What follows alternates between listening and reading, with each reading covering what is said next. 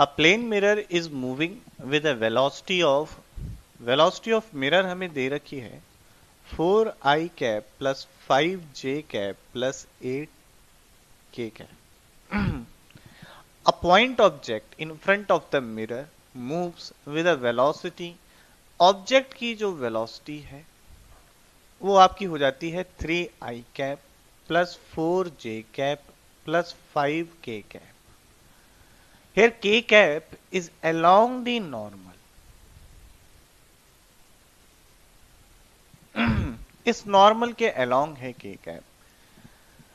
Plane mirror and facing towards the object, object की तरफ face कर रहा है, ये ऑब्जेक्ट है. के कैप की डायरेक्शन ये है. अब हम बात करें तो वो वेलोसिटी जो मिरर के प्लेन के परपेंडिकुलर है वो क्या क्या है. मिरर की है 8 के कैप और ऑब्जेक्ट की है 5 के कैप.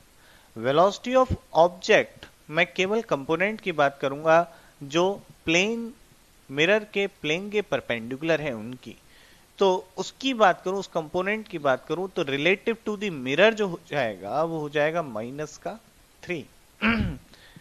दैट इज -3, यानी कि मिरर के रेस्पेक्ट में यहां आएगा तो इसकी इमेज बनेगी यहां. और इसका that is velocity of image with respect to mirror जो हो जाएगी वो भी केवल उस कंपोनेंट की बात कर रहा हूं जो कंपोनेंट प्लेन मिरर के परपेंडिकुलर है. तो वो हो जाएगी आपकी 3. तो वेलोसिटी ऑफ इमेज हो जाएगी velocity of image with respect to mirror plus velocity of mirror that is 8.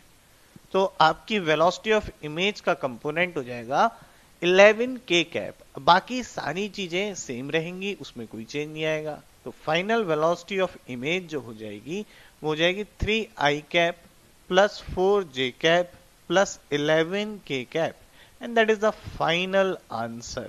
So option आपका जो बनता है इसमें